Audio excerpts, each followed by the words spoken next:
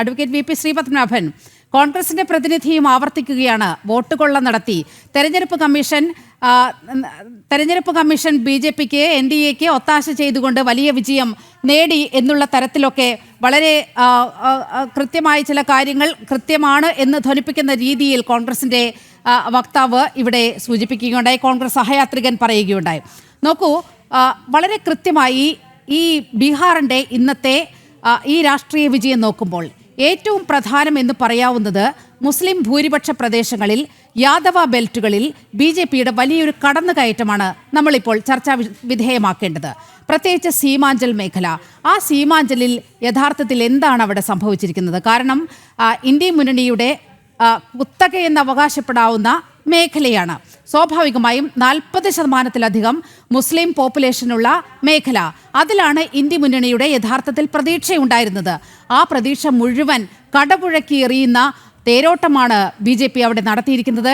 എന്തൊക്കെ ഘടകങ്ങളാണ് സീമാഞ്ചലിൽ പ്രാവർത്തികമായത്? അല്ല, ആദ്യം ഈ കോൺഗ്രസ്സുകാരുടെ ഈ ന്യായീകരണം ഉണ്ടല്ലോ, അതായത് അവർ തോറ്റത് ഈ വോട്ട് ചോറി കാരണമാണ്, അല്ലെങ്കിൽ SIR കാരണമാണ്. ഇതൊക്കെ കേൾക്കുമ്പോൾ പണ്ട് മലയാളത്തിലൊരു ചൊല്ലുണ്ട്, എന്നെ തല്ലണ്ട അമ്മാവാ ഞാൻ നന്നാവൂല. കോൺഗ്രസ്സുകാർ ഏതാണ്ട് ആ അവസ്ഥയിലാണ്. അവർക്ക് ബൂത്തിലിരിക്കാൻ അവർക്ക് താല്പര്യമില്ല, വോട്ടർ പട്ടിക പഠിക്കാൻ അവർക്ക് താല്പര്യമില്ല, വോട്ട് ചേർക്കാൻ അവർക്ക് താല്പര്യമില്ല, തെറ്റായ വോട്ടുകൾ കടന്നുകൂടിയിട്ട് അത് വെട്ടിമാറ്റാൻ അവർക്ക് താല്പര്യമില്ല, അവർക്ക് കമ്മീഷൻ്റെ ഹിയറിങ്ങിന് പോകാൻ താല്പര്യമില്ല. തിരഞ്ഞെടുപ്പ് പ്രക്രിയയിൽ രാഷ്ട്രീയ പാർട്ടികൾ ചെയ്തു തീർക്കേണ്ട ഒരുപാട് കടമകളുണ്ട്. ഇതൊന്നും ചെയ്യാൻ അവർക്ക് താല്പര്യമില്ല, അതിന് അവർക്ക് നേരമില്ല. അവരെ സംബന്ധിച്ചിടത്തോളം താഴെത്തട്ടിൽ ദൈനംദിന രാഷ്ട്രീയ പ്രവർത്തന രംഗത്ത് നിന്നും കോൺഗ്രസ്സുകാർ ഈ കേരളത്തിൽ വരെ അപ്രത്യക്ഷമായിക്കൊണ്ടിരിക്കുകയാണ്. കേരളത്തിൽ വരെ ഗ്രാമങ്ങളിൽ അല്ലെങ്കിൽ നഗരങ്ങളിൽ ഒരു വിഷയത്തിൽ ഒരു അപകടം ഒരു സ്ഥലത്ത് സംഭവിച്ചാൽ, അതല്ലെങ്കിൽ ഒരു പൊതു പരിപാടി നടന്നാൽ, അല്ലെങ്കിൽ ഒരു പൊതുവിഷയമുണ്ടായാൽ അവിടങ്ങളിലൊന്നും അവിടെ സജീവമായി വേണ്ട രീതിയിൽ വളണ്ടിയർമാരായി പ്രവർത്തിക്കുന്ന ആളുകളുടെ ഇടയിൽ പോയി നോക്കിയാൽ ഇന്ന് കോൺഗ്രസ്സുകാരില്ല. അത് പതുക്കെ അപ്രത്യക്ഷരായിക്കൊണ്ടിരിക്കുകയാണ് കോൺഗ്രസ്സുകാർ. സമൂഹത്തിൻ്റെ ദൈനംദിന പ്രവർത്തനങ്ങളിൽ നിന്നും അപ്രത്യക്ഷമായിക്കൊണ്ടിരിക്കുന്ന ഒരു രാഷ്ട്രീയ പാർട്ടിയായി കോൺഗ്രസ് മാറിയിരിക്കുന്നു. കേരളത്തിൽ വരെയുള്ള കാഴ്ചയാണത്.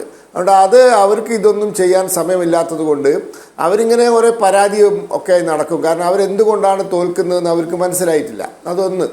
രണ്ട്, ഇപ്പോൾ പറഞ്ഞു ബീഹാറിലെ സീമാഞ്ചൽ മേഖല, ദക്ഷിണ ബീഹാർ, യാദവ മുസ്ലിം ബെൽറ്റ്, ഇവിടങ്ങളിലൊക്കെ JDU BJP സഖ്യം LJP സഖ്യം ലീഡ് ചെയ്യാണ്. ഇതിന് രണ്ട് കാരണമാണ്. ഒന്ന്, ഈ യാദവ വിഭാഗങ്ങളെ എടുത്ത് പരിശോധിച്ചാൽ പണ്ടത്തെ ഒരു അവസ്ഥയിലല്ല ഇന്ന് അവർ ജീവിക്കുന്നത്.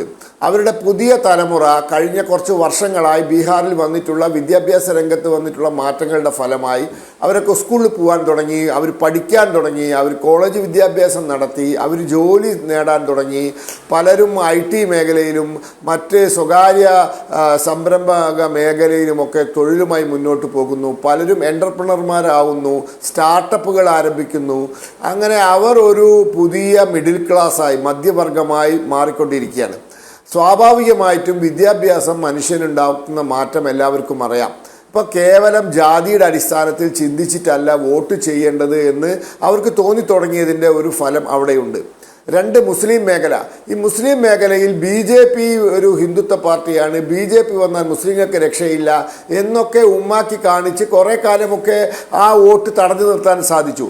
പക്ഷേ മുസ്ലിം കൃഷിക്കാർക്ക് കിസാൻ സമ്മാൻ നിധി കിട്ടി, മുസ്ലിം വിഭാഗത്തിൽപ്പെട്ട വീടില്ലാത്തവർക്ക് പ്രധാനമന്ത്രി ആവാസ് യോജനയിൽ വീട് കിട്ടി, മുസ്ലിം വിഭാഗത്തിൽപ്പെട്ട പാവപ്പെട്ടവന് ഗരീബ് കല്യാൺ അന്ന യോജന പ്രകാരവും അന്ത്യോദയ അന്ന യോജന പ്രകാരവും അരി സൗജന്യ റേഷൻ കിട്ടുന്നു.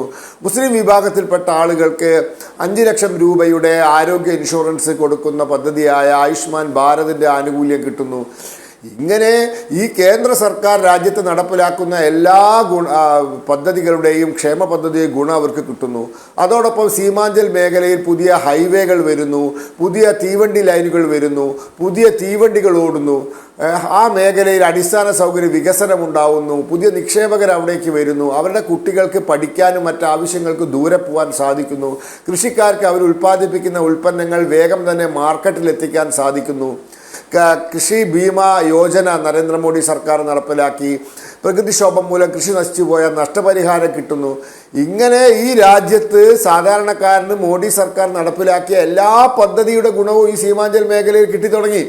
അപ്പോൾ ഈ വെറുതെ ജാതിയുടെ പേരിൽ മതത്തിൻ്റെ പേരിൽ വിദ്വേഷം പറഞ്ഞ് യഥാർത്ഥ വികസനം കൊണ്ടുവരുന്ന പാർട്ടിക്കാരെ ഒഴിച്ചു നിർത്തിയിട്ട് അല്ലെങ്കിൽ അവരോട് മുഖം തിരിഞ്ഞു നിന്നിട്ട് കാര്യമില്ല എന്ന സത്യം അവർക്ക് മനസ്സിലായി. ഞാൻ മനസ്സിലാക്കുന്ന JDUവിൻ്റെ ഒരുപാട് മുസ്ലിം സ്ഥാനാർത്ഥികൾ ജയിച്ചിട്ടുണ്ട്.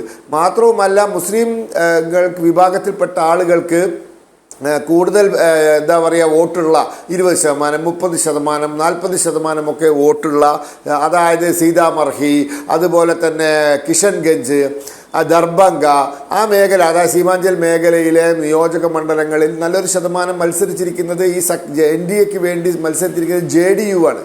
JDUവിൻ്റെ നിരവധി സ്ഥാനാർത്ഥികൾ മുസ്ലിങ്ങളാണ്. അവരൊക്കെ ജയിച്ചു വന്നിട്ടുണ്ട്, അവരൊക്കെ ജയിക്കാൻ തുടങ്ങി. ഫൈനലി ജനങ്ങൾ എന്താ ആഗ്രഹിക്കുന്നത്? ജനങ്ങൾക്ക് സമാധാനപരമായി ജീവിക്കണം, അവരുടെ തൊഴിൽ ചെയ്ത് വരുമാനം കണ്ടെത്താനുള്ള അവസരം ഉണ്ടാവണം, അവരുടെ കുട്ടികൾക്ക് നല്ല വിദ്യാഭ്യാസം കിട്ടണം, അവരുടെ ആരോഗ്യരംഗം സംരക്ഷിക്കാൻ സർക്കാരിൻ്റെ സഹായം വേണം, വ്യവസായവൽക്കരണം വരണം. ഇതൊക്കെയല്ലേ ജനങ്ങൾ ആഗ്രഹിക്കുന്നത്. അപ്പോൾ ഇതൊക്കെ കൊണ്ടുവരുന്ന ആളുകളെ മതത്തിൻ്റെ പേരിൽ ജാതിയുടെ പേരിൽ എത്ര കാലം നിങ്ങൾക്ക് തടഞ്ഞു നിർത്താൻ പറ്റും? വികസനത്തിൻ്റെ മഹാഗംഗാ പ്രവാഹം ബീഹാറിലൂടെ ഒഴുകി തുടങ്ങി. ഇനി ഇതൊന്നും പറഞ്ഞ് ഈ ജാതിയും മതവും ഒന്ന് പറഞ്ഞ് ബീഹാറിനെ BJPയിൽ നിന്നോ അല്ലെങ്കിൽ ദേശീയ ജനാധിപത്യ സഖ്യത്തിൽ നിന്നോ മാറ്റി നിർത്താൻ സാധ്യമല്ല. ഈ 70കളിലെയും 80കളിലെയും പഴകി ദ്രവിച്ച തുരുമ്പ് പിടിച്ച രാഷ്ട്രീയ ആയുധങ്ങളാണ് RJDയുടെയും കോൺഗ്രസിൻ്റെയും കയ്യിലുള്ളത്. അതുകൊണ്ടൊന്നും അവർ രക്ഷപ്പെടാൻ പോകുന്നില്ല. നരേന്ദ്രമോദി ഗുജറാത്തിൽ പോയി IIT വരുന്ന കാര്യം, എയിംസ് വരുന്ന കാര്യം, അവിടെ വ്യവസായങ്ങൾ വരുന്ന കാര്യം, 24 മണിക്കൂർ വൈദ്യുതി കിട്ടുന്ന കാര്യം, ഗ്രാമങ്ങളിൽ ഗ്രാം സഡക് യോജന വരുന്ന കാര്യം, നക്സലിസം ഇല്ലാതാക്കി സമാധാനം പുനഃസ്ഥാപിക്കുന്ന കാര്യം, ജാതി വഴക്കുകൾ ഇല്ലാതാക്കുന്ന കാര്യം, ഇതൊക്കെ സംസാരിക്കുമ്പോൾ ഈ വോട്ട് ചോറി, അതല്ലെങ്കിൽ എന്താ പറയുക EVMനെ കുറ്റം പറയുക, ഇങ്ങനത്തെ ഈ ഒരു അടിസ്ഥാനവുമില്ലാത്ത കാര്യങ്ങൾ പറഞ്ഞ് ജാതി പറയുക, ഇതൊക്കെ പറഞ്ഞ് എത്ര കാലം പിടിച്ചു നിൽക്കാൻ പറ്റും? അതിൻ്റെ അവസാനമാണ് ഈ ബീഹാർ ഇലക്ഷൻ. ഇന്ത്യൻ രാഷ്ട്രീയത്തിൽ ജാതി രാഷ്ട്രീയത്തിൻ്റെ അവസാനമാണ്, വാട്ടർലൂ ആണ്. ഇന്നത്തെ ദിവസം 2025 നവംബർ 14 ചരിത്രത്തിൽ രേഖപ്പെടുത്തപ്പെടാൻ പോകുന്നത് ഇന്ത്യൻ രാഷ്ട്രീയത്തിൽ ബീഹാറിലും ഉത്തർപ്രദേശും പോലുള്ള സംസ്ഥാനങ്ങളിലെ ജാതി രാഷ്ട്രീയത്തിൻ്റെ കഴുത്തിൽ കത്തിവെക്കപ്പെട്ട ദിവസമായിട്ടാണ് അറിയപ്പെടാൻ പോകുന്നത്. രാജ്യത്തിന്റെ തെരഞ്ഞെടുപ്പ് ചരിത്രത്തിൽ രേഖപ്പെടുത്താവുന്ന സുവർണ ദിനമായി മാറുകയാണ്. രാഷ്ട്രീയ ജാതി സമവാക്യങ്ങളെയെല്ലാം മാറ്റിയെഴുതിയ ബീഹാർ തെരഞ്ഞെടുപ്പ്. റെജിയിലേക്ക് പോവുകയാണ്. റെജി, ഇനിയും ഈ വോട്ടിംഗ് മെഷീനെയും അതുപോലെ തെരഞ്ഞെടുപ്പ് കമ്മീഷന്റെ സംവിധാനങ്ങളെയുമൊക്കെ ഇനിയും കുറ്റം പറഞ്ഞിട്ട് എന്തെങ്കിലും കാര്യമുണ്ടോ? കാരണം അങ്ങനെയെങ്കിൽ മഹാരാഷ്ട്ര മുതൽ അതിൻ്റെ ഒരു അനുരണനം പ്രതിഫലിക്കേണ്ടതായിരുന്നു.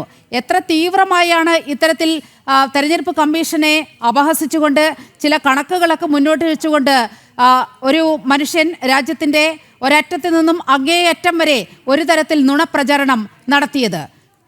ഏറ്റവും ഒടുവിൽ ബീഹാറിൽ നിന്ന് കനത്ത പാഠം ഉൾക്കൊണ്ടിട്ടും കോൺഗ്രസ് നേതാക്കൾ ഇപ്പോഴും ഈ തെരഞ്ഞെടുപ്പ് സംവിധാനത്തെ കുറ്റം പറഞ്ഞുകൊണ്ടേയിരിക്കുകയാണ്. ഇത് നിർത്താറായില്ലേ? നോക്കൂ, തീർച്ചയായിട്ടും ബീഹാറിലെ തെരഞ്ഞെടുപ്പ് ഫലം ഇരുത്തി ചിന്തിപ്പിക്കേണ്ട ഘടകം തന്നെയാണ്. എന്നാൽ ഒരു കാര്യം ഞാൻ നേരത്തെ പറഞ്ഞതിന്റെ കണ്ടിന്യൂവേഷൻ ആയിട്ട് പറയട്ടെ.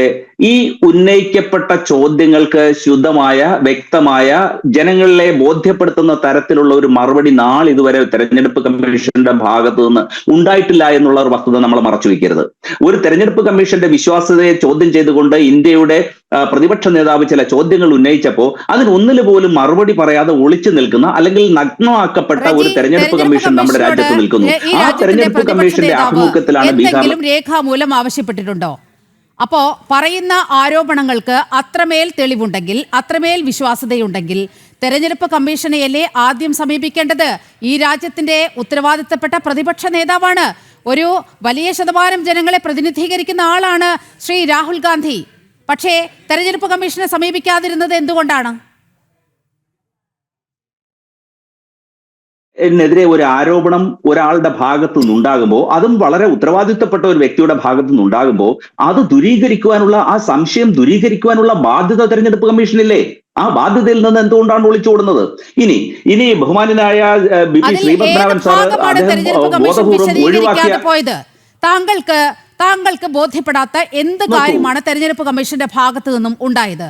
അതൊന്ന് വിശദമാക്കാമോ? താങ്കളുടെ വ്യക്തിപരമായ അനുഭവം എന്താണ്?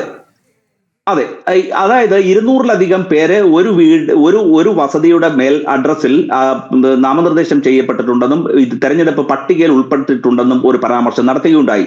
അവർക്കെല്ലാം പ്രത്യേകമായി ഭവനങ്ങൾ ഉണ്ടെന്നും ഒരു വീട്ടിൽ 200 പേര് അധിവസിക്കുന്നില്ല എന്നും മാധ്യമങ്ങളുടെ അന്വേഷണത്തിൽ ചൂണ്ടിക്കാട്ടുകയുണ്ടായി. മോഡലിന്റെ ചിത്രം ഉപയോഗിച്ചുകൊണ്ട് നടത്തിയ പ്രചാരണം പോലും അമ്പയെ പൊളിഞ്ഞ് പാളീസായി പോയില്ലേ? ഒരിക്കലുമില്ല. ആ പറയുന്ന പേരുകാരി യഥാർത്ഥത്തിൽ ഒരു വോട്ടറാണെന്നും അവർ ഒറ്റത്തവണയേ വോട്ട് ചെയ്തിട്ടുള്ളൂ എന്നും വളരെ കൃത്യമായി പറഞ്ഞു. ഒരേ വോട്ടർ ID ഉപയോഗിച്ചുകൊണ്ട് 220 തവണയൊക്കെ വോട്ട് ചെയ്തു എന്ന് പറഞ്ഞാൽ ആരാണ് വിശ്വസിക്കുക? ഇതൊക്കെ അതൊക്കെയല്ലേ യഥാർത്ഥത്തിൽ തിരിച്ചടിച്ചത്? ഈ മണ്ടൻ ന്യായീകരണങ്ങൾ, ഈ മണ്ടൻ നുണപ്രചരണം, ഇതല്ലേ യഥാർത്ഥത്തിൽ മഹാഗാഠബന്ധനെ ഇത്രമേൽ ശോഷിപ്പിച്ചത്? 22 വോട്ട് ചെയ്തു എന്ന് പറഞ്ഞപ്പോൾ 4 പേര് മാത്രമാണ് രംഗത്ത് വന്നിട്ടുള്ളത്. അതൊന്ന്. 2, നിഷ്പക്ഷവും നീതിപൂർവ്വം സുതാര്യവും സത്യസന്ധവുമായി തെരഞ്ഞെടുപ്പ് നടത്തുന്നു എങ്കിൽ എന്തുകൊണ്ട് CCTV ദൃശ്യങ്ങൾ ഈ പരിശോധനയ്ക്ക് ലഭ്യമാക്കുന്നില്ല? എന്തിനത് നശിപ്പിക്കുന്നു? അതാണ് പ്രധാനമായിട്ടുള്ള ചോദ്യം. ഒരാൾ ഒന്നിലധികം വോട്ട് ചെയ്തിട്ടുണ്ടെന്ന ആരോപണം ഉണ്ടാകുമ്പോൾ അത് പരിശോധിക്കുന്നതിന് വേണ്ടി ഇലക്ഷൻ കമ്മീഷൻ തന്നെ ഒരു സംവിധാനം ഉണ്ടാക്കട്ടെ. പക്ഷെ അത് പരിശോധിക്കണ്ടേ? ഈ ഉന്നയിക്കപ്പെടുന്ന ആരോപണങ്ങൾക്ക് വ്യക്തമായ ഒരു മറുപടി, കൺവിൻസിംഗ് ആയിട്ടുള്ള ഒരു റിപ്ലൈ കൊടുക്കേണ്ടേ? അപ്പൊ അതുകൊണ്ടാണ് ഈ തെരഞ്ഞെടുപ്പ് കമ്മീഷന്റെ നിഷ്പക്ഷതയെ ചോദ്യം ചെയ്യപ്പെടുന്നത്. ബൂത്ത് ഏജന്റുമാർ എന്ത് ചെയ്യുകയായിരുന്നു? നോക്കൂ, ബൂത്ത് ഏജന്റിന്റെ കാര്യം ഒരു ബൂത്തിൽ ഇരിക്കുന്ന ഒരാള് അബദ്ധജടിലമായ പ്രസ്താവനകൾ നടത്തുമ്പോൾ നിങ്ങൾക്കൊരു സംവിധാനമുണ്ടല്ലോ, അതോ ആ സംവിധാനം ഇല്ലേ? തെരഞ്ഞെടുപ്പ് കമ്മീഷൻ എന്തുകൊണ്ട് ഇത് പരിശോധന വിധേയമാക്കുന്നില്ല? ഒരു ബൂത്തിൽ ഇരിക്കുന്ന ആൾക്ക് ആ ബൂത്തിൽ വരുന്ന ആളെ മാത്രമേ അറിയാൻ കഴിയൂ. ഇതേ വ്യക്തി മറ്റൊരു ബൂത്തിൽ വോട്ട് ചെയ്യുന്നു. ജയപ്രസാദ്, അങ്ങനെ തെരഞ്ഞെടുപ്പ് കമ്മീഷൻ ഏതെങ്കിലും വിധത്തിൽ രാജ്യത്തിന്റെ പ്രതിപക്ഷ നേതാവ് ഉന്നയിച്ച കാര്യങ്ങൾക്ക് മറുപടി പറയാതിരുന്നിട്ടുണ്ടോ? ഞാൻ അതിലേക്ക് എത്താം. ചെറിയൊരു ഇടവേള എടുത്തതിന് ശേഷം അതുമായി ബന്ധപ്പെട്ട കൃത്യതയാർന്ന തെരഞ്ഞെടുപ്പ് കമ്മീഷന്റെ സമീപനത്തിലേക്ക് നമുക്കൊന്ന് എത്തേണ്ടതുണ്ട്.